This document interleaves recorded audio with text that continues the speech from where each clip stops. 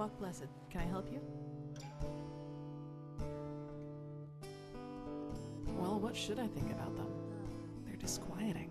Speaking of which, recently there's been word from the League of Apothecari up north. They say that their studies on the Red Madness haven't borne fruit yet, and that it is like no disease they've ever encountered. Honestly, that has rid me of the last of my doubts about the cycle being real, just as the Grandmaster said. Let's just hope we can find out how to stop it. Tattoo? Ah, of course, you mean my mark. I've had that for as long as I can remember, and I don't have the slightest idea as to how I got it.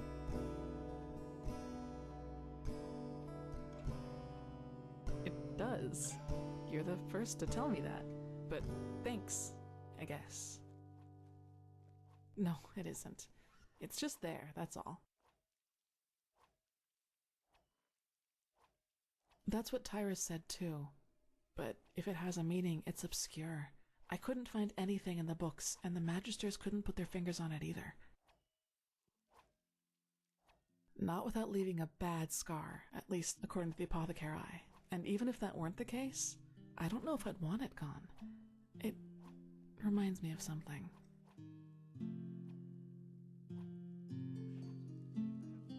Saira, good to see you. It was stitched into the blanket they found me in near that village. I don't really know if it is my actual name, but I had nothing else to go with, so it stuck. That's convenient, actually. I think I still owe you an explanation. Yes, but let's talk somewhere else. Come on.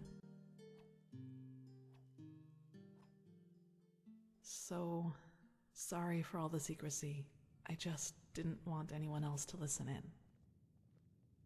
Well, that moment when I neutralized the leader of the bandits in Old Dothelgrad, I'm sure you noticed that I was different then.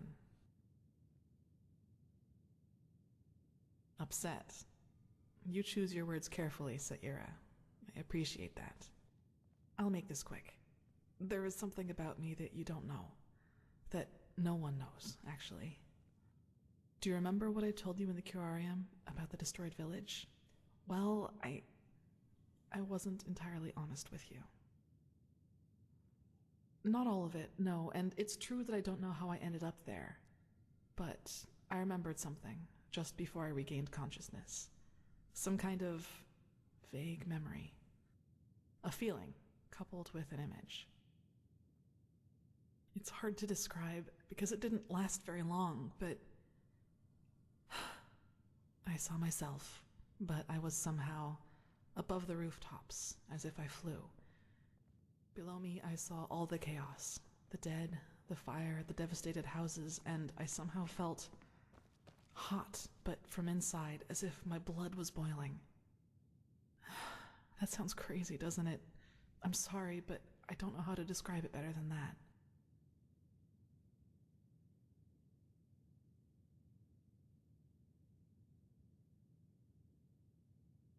It was something that actually happened, I'm sure of it. But the memory, it was somehow blurred. Like a dream, but a very vivid one. Nothing. I woke up, and from there things happened just as I've already told you. But that's not really what I'm trying to get at. In that memory, when I saw all those dead bodies and all that destruction, I felt satisfaction. Pleasure. As if all that suffering, all that pain was the most exhilarating thing I'd ever seen. Well, I didn't know what to make of that memory myself for quite a long time. But then, things happened that made me understand. There is something inside my head, Saira. Some kind of second soul, an entity. Most of the time it sleeps, but there are situations in which it wakes up, mostly when something atrocious happens or has happened. Blood, pain, death. Whenever I'm confronted with these kinds of things, it tries to, I don't know how to put it, tries to take control of me, and then things like Alt Dothelgrad happen. It's never managed to completely take me over, and it hasn't gotten as far as it did in Alt Dothelgrad for a long, long time now. But that memory from the village, I think that is what happens when I let myself go completely. If that name seems fitting to you, then yes. But I think we both know these stories about ghosts taking over the living are just stories to scare the common folk. If it helps you, think of it as some kind of temptation. One that's just waiting for the moment when I am too weak to contain it. Yes, it is immense, Saira. I can feel it every time it is trying to take me over. I don't even want to think about what would happen if I were to give in completely. I figure. Listen, what happened in Old Dothelgrad? Should have let it come to that. But that moment when he charged me, the blood on his sword, I just couldn't contain it. And when I gave in, when I hacked him into pieces, I simply felt so thrilled, complete. I was naive to believe it would never get that far again. Naive and stupid. But do you see now? This is the reason why I train so hard, why I always try to control my emotions no matter what people do or say to me. This creature inside me, it's always on the hunt. And the only way I can keep it at bay is by controlling both my body and spirit 100%. Just one moment of carelessness. That's all it takes.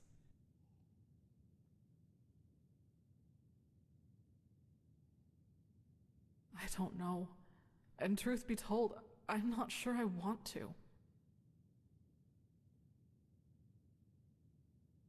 No way that I know of, at least. Who should I ask? The apothecary? There are two ways that would go. Either they would ridicule me, or they would take me seriously and report my condition to the Order. Neither way helps me, and who knows what the Order would do if they found out, especially as strained as the situation is right now.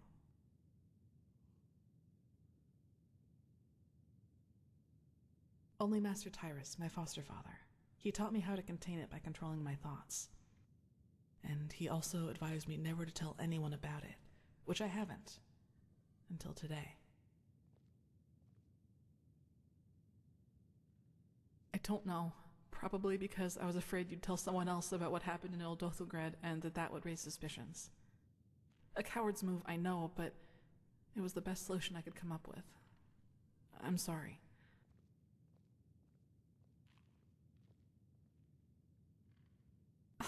Well, what would be the alternative? Transcribe Pyrean books like the Magisters do all day? Or drop out entirely and pour hot water for the upper city's noblewomen? Look, Saira, as you already pointed out, there is a chance that this thing inside me is responsible for the massacre in the village. And if that's true, I definitely have a lot of repentance to do, don't you think? And even if it isn't, I want to change things, to make the world at least a little bit better. And yes, I do realize that this means a lot of hardship and hard work for me, but I'm not afraid of that. Do you know why? Because that's what's missing in this world. So many people just talk, and never act, because that would mean that they'd have to actually endure something for what they believe in.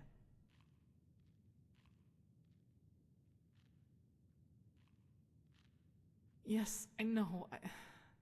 Sorry, I shouldn't have gotten so emotional. I just wanted to clear this up. Anyway, the one thing I ask of you is to keep silent about what I've told you. It will never come to something like that again, I promise. I'd like some time by myself now, and thanks for listening.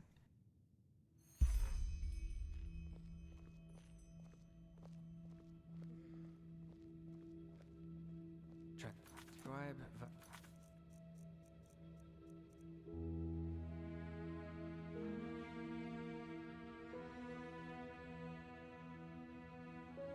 It's 80, 100.